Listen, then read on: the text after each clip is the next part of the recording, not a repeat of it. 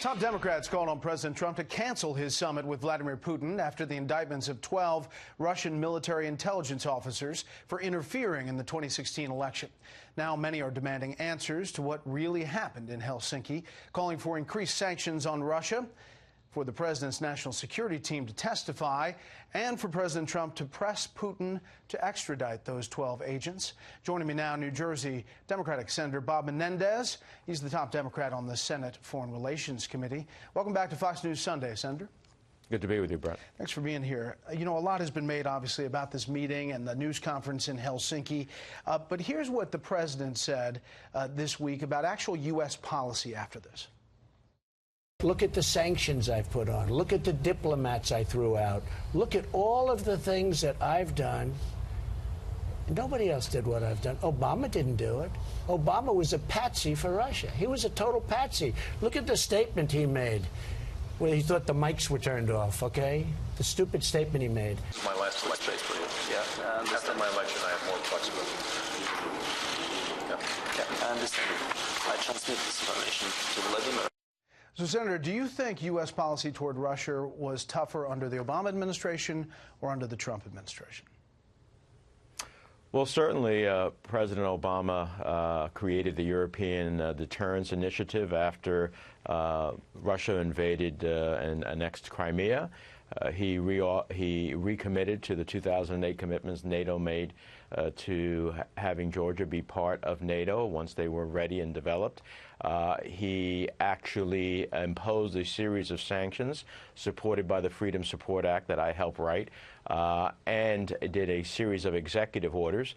So it was incredibly strong at the time. I have to say that when I listened to President Trump say he's been stronger, we had to bring him kicking and screaming to the CAATSA sanctions, the Counting America's Adversaries Through Sanctions Act, that had a 98-2 vote in the Senate, overwhelming vote in the House, that he didn't want to sign but was forced to sign because they had veto-proof majorities. And even so, there are about 7 mandatory provisions of that law as it relates to Russia that the administration has not pursued.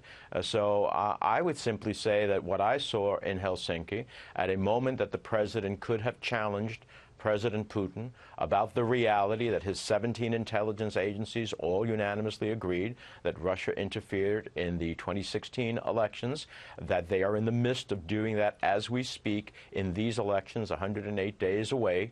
That was a moment to challenge him on that, on Ukraine, on what's happening in Syria. And instead, the president did not show the strength that an American president, I believe, should have shown at that moment. He says that he said that behind closed doors in that CBS interview with Jeff Glor. What would you have preferred him do in the news conference publicly? Well, I would have liked him to said, look, President Putin, we know that you interfered in our 2016 elections and that you're doing it now. And that's not a question, that's a statement, and here are consequences to it. If you want to rejoin the world order and observe international law and stop invading sovereign nations like Ukraine, then we can have a pathway forward. But at the end of the day, there will be real consequences, and I'm glad that we're talking, but there are real consequences to your constant engagement in our elections that undermine our democracy. I would have liked, Brett, for him to do what Chris Wallace, your colleague, did in his interview with President Putin. Which we'll see in just a moment. I guess his supporters say he may have done that behind the scenes. He may have not said the right things in the news conference. No one knows what he said behind the scenes because he took an extraordinary over 2 hours with only an interpreter, not even the Secretary of State. Do you think there's any upside? The head of national intelligence. Is there any upside to talking to Putin? Look, it depends if you challenge him. Now we're going to give him, a red carpet treatment and invite him to Washington. To me, that's beyond comprehension. You can speak to adversaries, but at the end of the day, you have to do it in a way in which you challenge them. The president seems to want to be chummy with Putin instead of challenging him. He should be challenging him about violating international law. He should be challenging him about the massacre that's taking place in Syria. He should be challenging him about the annexation of Crimea and say, we will never recognize the annexation of Crimea. But, Senator, you know that you don't know that he didn't do that behind closed doors. None of us know, Brett. Right. Okay, I have no idea. But when you had an opportunity to show the world, all of our allies, show NATO, show the free world that you, in fact, were not supplicant to Vladimir Putin, but a challenge to him, you failed to do so. And then to come back, it's too late, too little, and the wrong continent, and now change your tune once you're here versus when you were there standing alongside Putin. Let's turn to domestic politics. The Supreme Court nominee that the president put up, Brett Kavanaugh, you have said that you will not vote for him. Democrats are obviously pushing back. Do you believe Democrats can stop the Kavanaugh confirmation? Well, I think if the American people understand Judge Kavanaugh's record, they will rise up, and that will stop his nomination.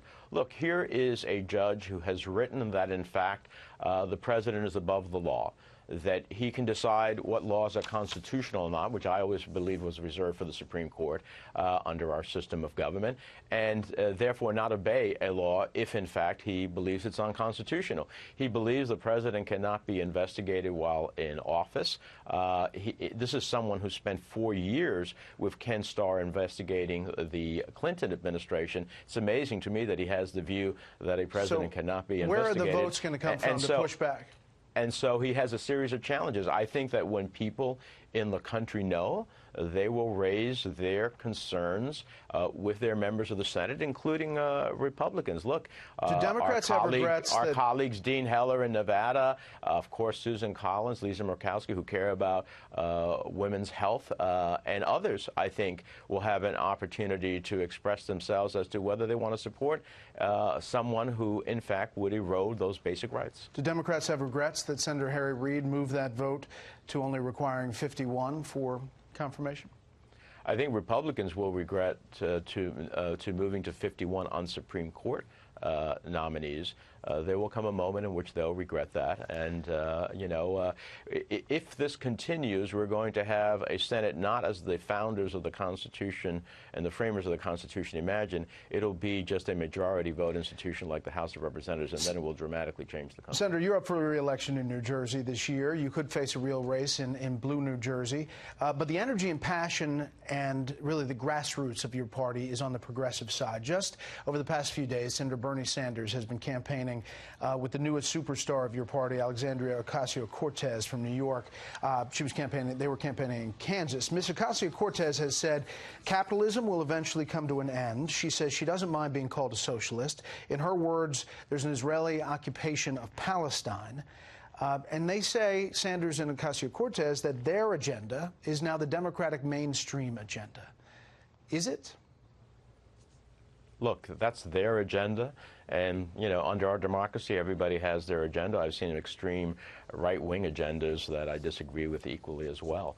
Look, our agenda as Democrats is about ultimately making sure that we have an economy that works for everyone, not just the wealthiest, not just big corporations. Our agenda is making sure that we secure our nation, including our sacred right to vote, that it cannot be affected by countries like Russia outside of the world. Our agenda is making sure that every family goes to sleep at night knowing that they have the health care they need to keep their family healthy and secure. That's our agenda. So you don't think there'll be this progressive litmus test in your party? Listen, I think that people care about whether or not they have an economy that helps them meet their hopes and dreams and aspirations, whether they have health care for their family, whether they can get their kid educated without being under a mountain of debt to get a college education. Those are the things that Democrats have been fighting for, will continue to do so, and I think that has universal appeal. Well, Senator Menendez, thanks again for joining us on Fox News Sunday. Thank you.